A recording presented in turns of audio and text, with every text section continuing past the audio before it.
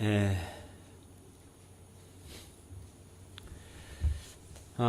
지난 주간 며칠 동안 뉴스에서 IM 선교회 국제학교에 코로나 집단 발병으로 인해서 많이 시끄러웠습니다. 계속되는 이런 사고들로 인해서 세상 사람들의 교회에 대한 비난과 또 많이 미움이 참 커지는 것 같습니다. 제가 한 방송 뉴스에 보니까 그 IM 국제학교인가 거기 그 건물 입구에 있는 간판에 참 말씀이 써 있는데 거기 사람들이 막 결혼을 던지고 이런 흔적을 보면서 참 너무 마음이 아프더라고요. 정말 세상에 소금과 빛이 되어야 될 교회가 어떻게 이런 모습으로 이렇게 참 수치를 당하고 있는가 하는 게 참 마음이 아팠습니다. 역사적으로 교회는 늘 세상의 미움과 표적의 대상이 되곤 했습니다. 로마 시대 때는 그리스도인들의 이 성찬식을 해서 주님의 혈과 피를 먹고 마신다 하는 걸 가지고 이제 어린아이들 잡아먹는다 이렇게 이제 생각을 했고요. 또 서로 사랑하라는 걸 많이 강조했잖아요. 서로 사랑하는 그 말씀을 가지고 모여서 호는 파티를 한다. 이렇게 이런 억울한 오해를 받고 비난의 표적이 되었습니다. 네로 황제 때는 로마의 대화재가 생겼을 때 그때 불만을 어땠는지 돌리고자 기독교인들이 방화를 했다. 이렇게 뒤집어 씌워서 그리스도인들 어떤 미움과 학살의 대상이 표적이 되게 하기도 했습니다. 그런 억울한 오해와 미움 박해를 받으면서도 그리스도인들은 정말 진실한 신앙으로 고난을 견뎠고 마침내 기독교는 공인을 받게 되고 나아가 로마의 국교가 되기까지 이르렀습니다.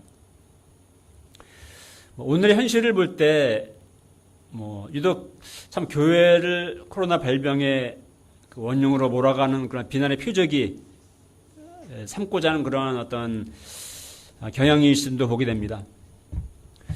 근데 이럴 때일수록 교회가 모범을 보이며 이웃 사랑의 정신으로 자기 희생의 모습을 보여야 하는데 안타까운 것은 몇몇 좀 비정상적인 교회들의 상식적이지 않은 또 잘못된 모습으로 인해서 그런 비난들을 자초하고 있다는 것입니다. 이로 인해서 사실 대다수의 교회는 방역에 협조하면서 힘들지만 온라인 예배를 드리면서 이렇게 하고 있는데 이게 다 같이 온 교회가 비난의 대상이 되고 있다는 것입니다. 그래서 인터넷 댓글에는 기독교를 향한 미움이 넘쳐나고 있습니다. 요즘은 정말 예수님을 믿는다는 것을 정말 자랑스럽게 말하기 힘들고 뭔가 부끄럽고 또 복음에 대해서 부끄러워하기 쉬운 그런 세상이 되고 있습니다. 정말 제가 40년간 신앙생활을 해오고 있는데 정말 이렇게 어려운 참담한 이런 참 상황을 없었던 것 같습니다. 자, 이런 가운데 이런 시대에 우리가 가져야 할 자세, 우리에게 필요한 믿음은 어떤 것일까요? 오늘 디모데후서 본문의 상황은 어떤 점에서 우리가 처한 상황과 또 비슷하기도 합니다. 디모데후서는 바울이 그 노년에 쓴 마지막 서신입니다. 그런 예수님을 증언한다는 것 때문에 지금 이제 감옥에 갇혀 있습니다. 당시 기독교에 대한 박해는 점점 더 가중되고 있었습니다. 이제 얼마 안 있어서 이제 옥중의 바울은 네로의 황제에 의해서 순교를 당하게 됩니다. 이런 박해 가운데 헬라의 거짓 사상들, 또 거짓된 이단의 가르침들이 또 교회에 침투해서 더 많은 사람들의 믿음을 무너뜨리고 있었습니다. 그러니까 정말 내우외환이죠. 많은 사람들이 믿음을 버리고 떠나갔습니다. 이런 가운데 옥중의 바울은 에베소 교회를 섬기고 있는 디모데에게, 목자 디모데에게 그의 믿음을 격려하는 편지를 보내고 있는 것이죠. 이것이 바로 디모데 후서입니다. 바울은 디모데에게 이 편지를 보내는 목적을 이렇게 말합니다. 6절을 다 함께 읽어보죠. 시작. 그러므로 내가 나의 안수함으로 내 속에 있는 하나님의 은사를 다시 부릴 듯하게 하기 위하여 너로 생각하게 하노니. 네.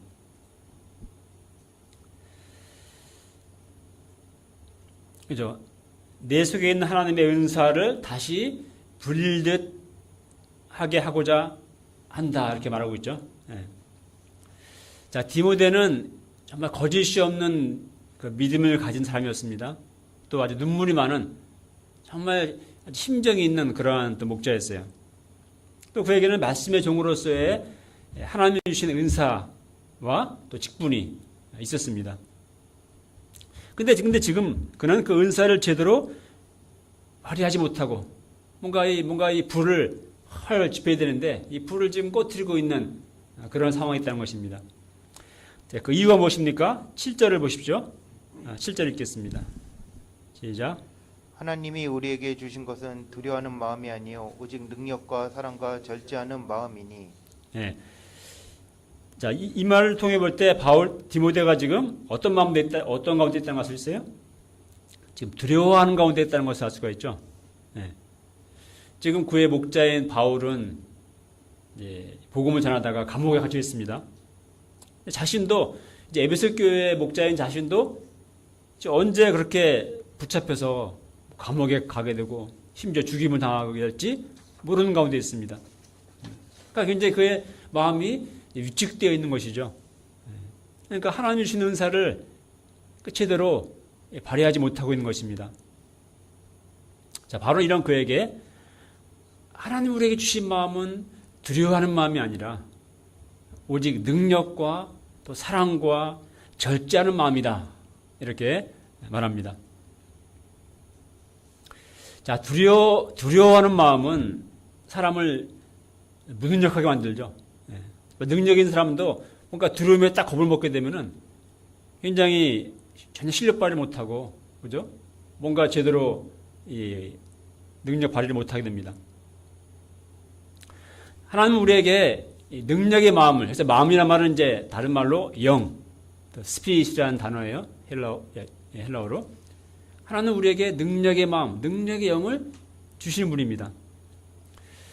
우리 사무엘서에 거인 골리앗의 위용 앞에서 온 이스라엘 군대가 겁을 먹자 그냥 그 골리앗 한 사람 앞에서 그냥 벌벌 떨고 아무도 나서지 못하는 가운데 있었습니다. 오합지졸같이 되었어요. 그런데 이 전쟁터에 형들에게 심부름 맡던 소년 다윗은 이 광경을 보았을 때 영적인 분노가 일어납니다.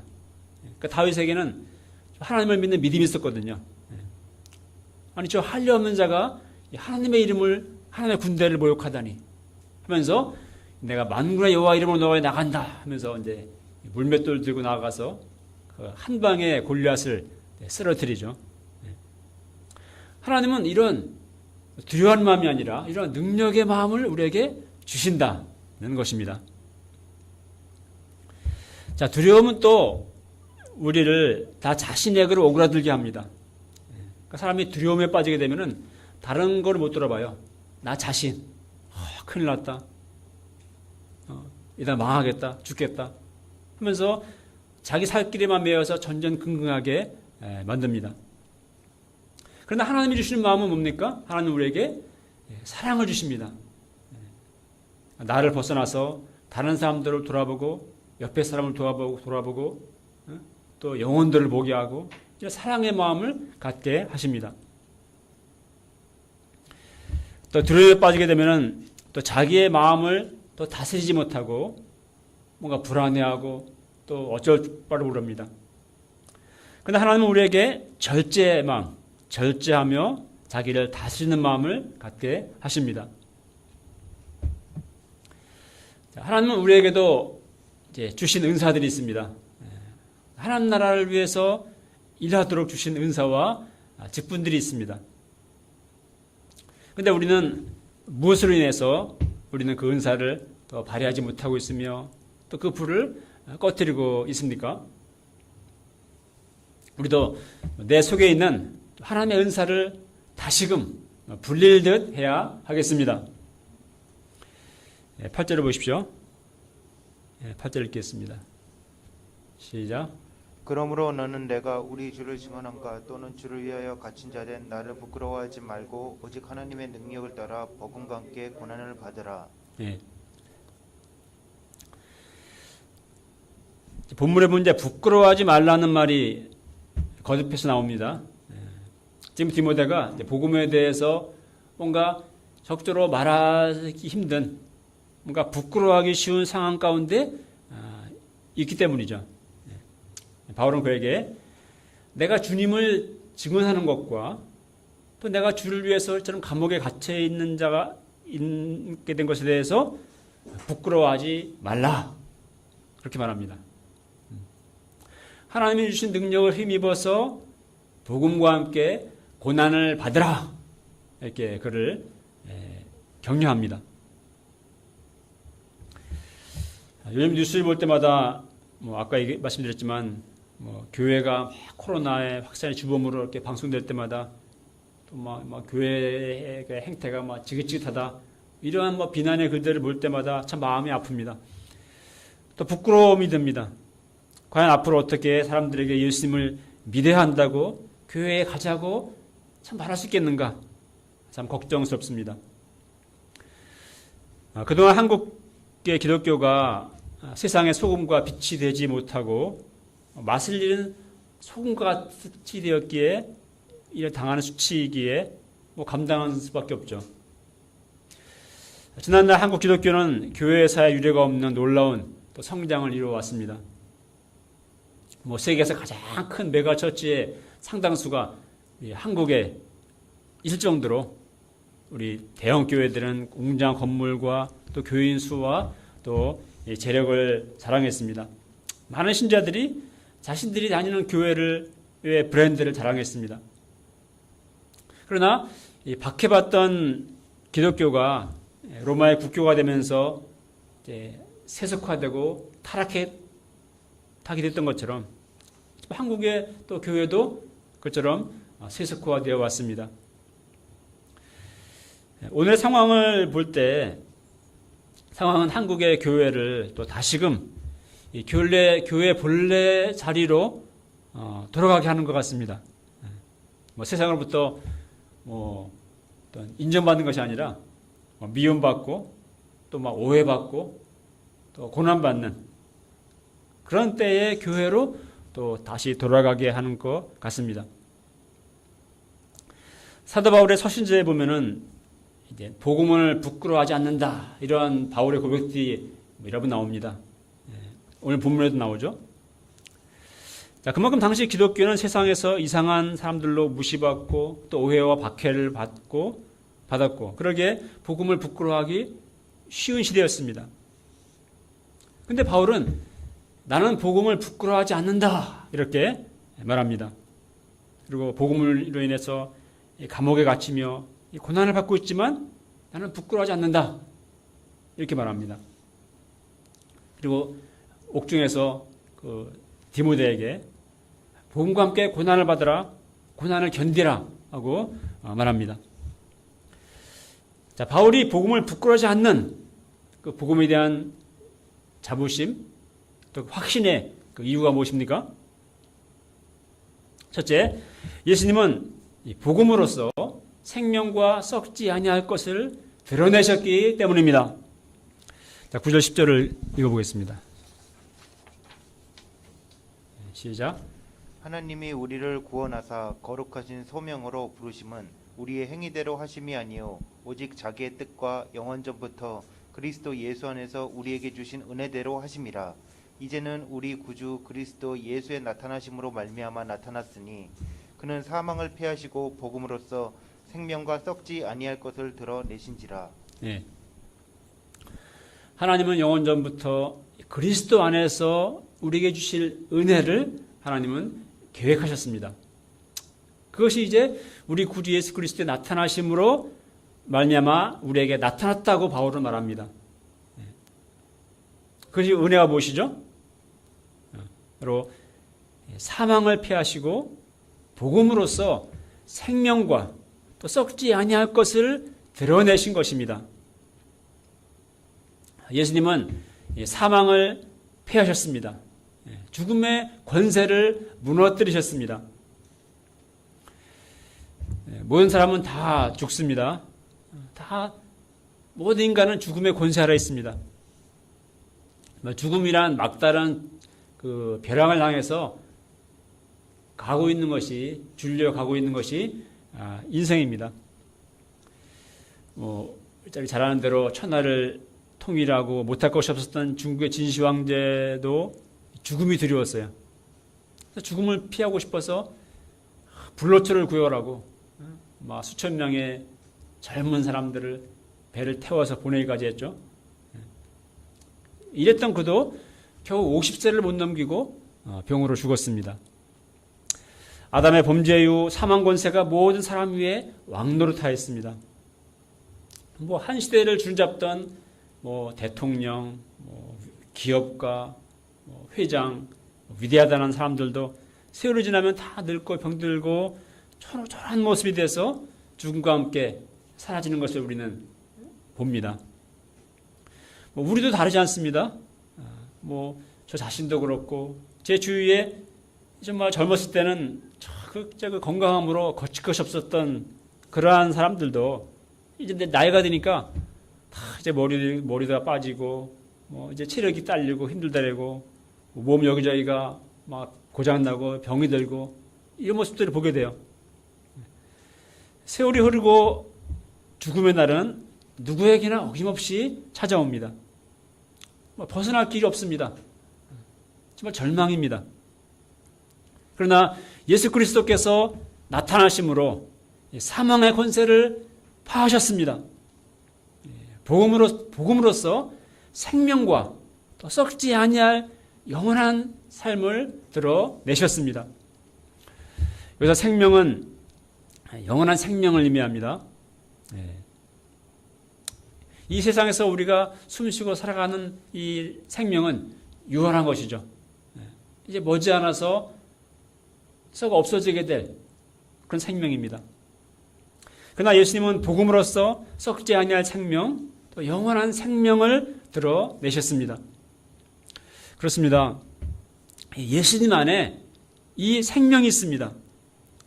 부활의 영원한 생명이 있습니다. 예수님께서 요한복음 11장에서 말씀하셨습니다. 예수께서 이르시되 나는 부활이요 생명이니 나를 믿는 자는 죽어도 살겠고 무릇 살아서 나를 믿는 자는 영원히 죽지 아니하리라. 주님이 아니라면 우리 인생에 어떤 소망이 있을까요? 돈 많이 버는 것, 혹은 좋은 직장에 취직하는 것, 아니면 성공, 좋은 집, 아니면 행복한 가정. 근데 이런 모든 것들도 다 잠시 있다가 한때 있다가 이거 다 사라지는 게 되는 것들입니다. 세월이 지나면은 자녀들도 부모에서 떠나가죠. 또 세월이 지나면 참 함께 의지하고 살던 배우자도 또 사별하게 됩니다. 또 친구들로 떠나갑니다. 결국 혼자 남습니다. 홀로 죽음 앞에 서게 됩니다. 결국 무덤, 화장터가 내가 가야 할 곳인 것이에요. 그것이 인생입니다. 오직 예수 그리스도 안에 참 소망이 있습니다. 복음만이 소망입니다. 복음 안에 생명과 또 썩지 아니할 하늘나라의 소망이 있기 때문입니다. 그렇습니다. 예수님의 복음만이 또 죽음 아래에 있는 우리 인생의 참된 위로이며 또 유일한 희망입니다. 그러므로 우리는 복음을 부끄러워하지 않는 것입니다. 또 복음을 부끄러워하지 말아야 하겠습니다. 둘째, 바울은 이 복음을 위해서 선포자로 세움을 입었다고 말합니다. 11절을 읽어보겠습니다. 시작. 내가 이 복음을 위하여 선포자와 사도와 교사로 세우심을 입었노라. 내가 이 복음을 위하여 선포자와 사도와 교사로 세우심을 입었다. 이 복음을 위하여. 이 말에는 바울의 복음에 대한 그 확신과 자부심이 담겨 있는 것 있습니다. 자, 선포한다는 것은 무엇이죠? 선포자. 선포는 이것은 이제 왕이나 국가의 어떤 명령을 분명한 목소리로 외쳐 알린다는 그런 의미를 가진 말입니다. 자, 복음은 본질적으로 선포하는 것입니다. 뭐 어떤 설명하거나 설득하거나 간청하거나 이런 것이 아니에요. 사망 권세 아래 있는 인생들에게 하나님이 주시는 구원의 메시지를 전해주는 것, 선포하는 것입니다. 몇 달 전 저희 장인께서 죽음을 앞두셨을 때 마지막으로 찾아뵙고 복음을 전하고 그리고 기도해 드렸습니다. 정말 죽음 아래에 있는 인생, 또 죽음을 향해 가고 있는 인생에게 예수 그리스도 안에 있는 생명과 썩지 아니할 영생의 소망을 그에게 전해주는 것보다 더 중요하고 또 가치 있는 일이 무엇이 있을까요? 그래서 누군가 설교에 대해서 말하기를 나는 죽어가는 자로서 또 죽어가는 자에게 이 생명의 말씀을 전한다. 이렇게 이야기했습니다. 이 복음을 위해서 선포자요, 또 사도요, 또 교사로 세우심을 입는 것은 영광스러운 일입니다. 9절에서 말씀했듯이 이것은 거룩하신 소명입니다. 바울은 하나님 우리를 구원하사 거룩하신 소명으로 부르셨다고 말합니다. 그렇습니다. 하나님은 우리를 복음으로 구원하시고 또 우리를 거룩한 소명으로 부르셨습니다. 그러므로 세상이 어떻게 미워하고 조롱할지라도 우리는 부끄러워하지 말아야 하겠습니다. 생명과 썩지 아니할 것을 드러내신 이 구원의 복음, 이 유일한 소망을 전하는 복음의 선포자들이 되어야 하겠습니다. 세 번째로 바울은 이 복음을 부끄러워하지 않는 이유를 내가 믿는 자를 내가 알기 때문이다 라고 말합니다. 12절을 읽어볼까요? 시작. 이로 말미암아 내가 또 이 고난을 받되 부끄러워하지 아니함은 내가 믿는 자를 내가 알고 또한 내가 의탁한 것을 그날까지 그가 능히 지키실 줄을 확신함이라. 네. 예수님을 부끄러워하지 않는 이유는 예수님을 부끄러워하는 이유는 내가 믿는 예수님이 어떤 분인지를 알지 못하기 때문이라고 볼 수가 있어요. 우리가 믿는 예수님이 정말 어떤 분인지를 우리가 정말 안다면, 정말 믿는다면 우리는 주님을 부끄러워하지 않을 것입니다. 주님을 위해서 고난받는 것을 우리는 부끄러워하지 않을 것입니다. 바울은 또한 내가 의탁한 것을 주님이 그날까지 능히 지키실 줄로 확신한다고 말합니다. 그래서 내가 의탁한 것이란 말은 원어적으로 두 가지 해석이 가능해요. 내가 주님께 의탁한 것이라고 해석할 수도 있고요. 그렇게 본다면은 내 인생, 나의 생명 그런 뜻이 되겠죠. 또 반대로 주님이 나에게 의탁하신 것이라고 해석할 수도 있습니다. 그것은 일단 복음이 되겠죠. 근데 문맥상 후자가 합당해 보입니다. 지금 바울은 주님이 내 목숨을 지켜주실 것이다 이런 것에 연연해하고 있지 않아요. 뒤에 4장에 보면 나오지만은 바울은 4장에서 나의 달려왔기를 마치고 믿음을 지켰으니 이제 주님이 주실 의의 면류관이 나에게 예비되어 있다 이렇게 말하고 있거든요. 그런 지금 죽음을 앞두고 있고 그렇게 인식하고 있고 그걸 소망하고 있습니다. 그러니까 지금 바울이 가진 확신은 주님이 내게 맡기신 이 복음을 주님이 오시는 그날까지 능히 주님께서 지켜주실 것이다 라고 하는 확신인 것입니다. 바로 지금 교회에 대한 박해가 심해져 가는 때에 있습니다. 정말 이 거대한 제국의 박해, 로마 제국의 박해 앞에서 과연 이 작은 그리스도 공동체가, 이 교회가, 이 복음이 과연 살아남을 수 있을까? 정말 걱정할 수밖에 없는 그런 현실이고 상황이죠. 그러나 바로 확신했습니다. 자신은 복음을 위해 이처럼 고난받다가 죽게 되겠지만 내게 의탁하신 이 생명의 복음은 계속 전파되어 나갈 것이며 주님이 다시 오시는 그날까지 능히 주님이 지키실 것이다 라고 그는 확신했습니다. 그렇습니다. 이것이 영적으로 어려운 이 시대 또한 우리가 가져야 할 확신입니다. 내가 믿는 예수님이 누구인지 우리는 잘 알아야겠습니다. 예수님은 복음으로써 생명과 썩지 아니할 것을 드러내신 부활이요 생명이신 주님이시며 세상의 유일한 소망이 되시는 그리스도 주님이십니다. 우리가 어찌 주님을 부끄러워할 수가 있겠습니까? 디모데에게 주시는 바울의 당부가 무엇입니까? 13, 14절을 읽겠습니다. 시작. 너는 그리스도 예수 안에 있는 믿음과 사랑으로서 내게 들은 바 바른 말을 본받아 지키고 우리 안에 거하시는 성령으로 말미암아 내게 부탁한 아름다운 것을 지키라. 예. 우리 안에 거하시는 성령으로 말미암아 내게 부탁한 아름다운 것을 지키라.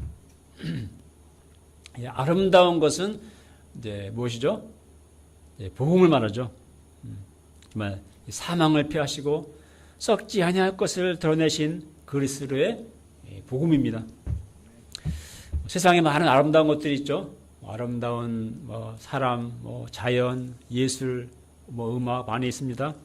그러나 우리 죄를 대속하신 그 십자가의 사랑보다 더 아름다운 것이 어디 있을까요?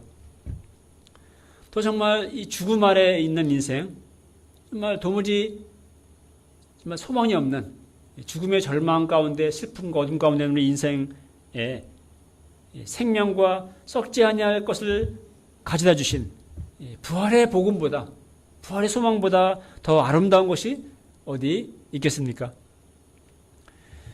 주님은 우리 안에 거하시는 성령으로 말미암아 이 아름다운 것을 우리에게 의탁하셨습니다. 우리에게 맡기셨습니다. 우리는 이것을 잃어버리지 아니하고 이것을 아름다운 것을 지켜야겠습니다. 세상 풍자가 어떻게 변하고 바뀔지라도 끝까지 이 복음에 대한 믿음과 또 사랑을 지켜야 하겠습니다. 나 혼자만 잘 지키면 되는 것이 아닙니다. 그냥 나 혼자는 잘 지켰는데 잘 지키고 끝났어.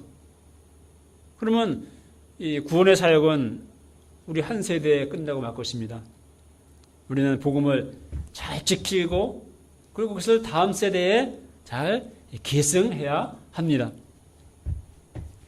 15절에 보면은 아시아에 있는 모든 사람이 나를 버린 것을 내가 안다고 바로 말하죠. 그러니까 당시 이런 외적인 박해 또 내적인 많은 이런 어떤 도전들 속에서 많은 이들이 그 믿음을 지키지 못하고 세상으로 참 가버렸음을 볼 수가 있습니다. 물론 이런 가운데서도 오네시보로처럼 이런 사슬에 맨 바울을 부끄러워하지 않고 자주 찾아와서 격려해주고 섬겨준 사람들도 있고 또 디모데와 같이 정말 또 믿음을 지키고 뭔가 이런 또 분들도 있었습니다. 결론적으로 오늘날 우리의 신앙은 여러 가지 도전과 또 어려움에 직면해 있고 또 부딪히고 있습니다. 이런 가운데 두려워하고 또 믿음에 대해서 우리가 부끄러워하게 하기 쉽습니다. 그러나 우리는 이 복음에 대한 확신을 가져야 하겠습니다. 사망을 피하시고 썩지 아니할 것을 드러내신 그리스도의 복음만이 이 인생의 유일한 소망이요 또 세상의 소망입니다. 하나님은 우리를 구원하시고 거룩하신 소명으로 우리를 부르셨습니다. 우리는 이 복음을 위해 선포자로 부르심을 입었습니다. 우리에게 의탁한 이 복음을 주님께서는 능히 세상 끝날까지 지키실 것입니다. 우리 모두 우리 안에 거하시는 이 성령으로 말미암아 우리에게 부탁하신 이 아름다운 것을, 아름다운 예수 그리스도의 십자가와 부활의 복음을, 이 믿음을 끝날까지 지키며 또 다음 세대에 잘 계승할 수 있기를 간절히 기도합니다. 네, 유지 읽겠습니다. 14절. 네, 시작. 우리 안에 거하시는 성령으로 말미암아 내게 부탁한 아름다운 것을 지키라. 하나님 아버지,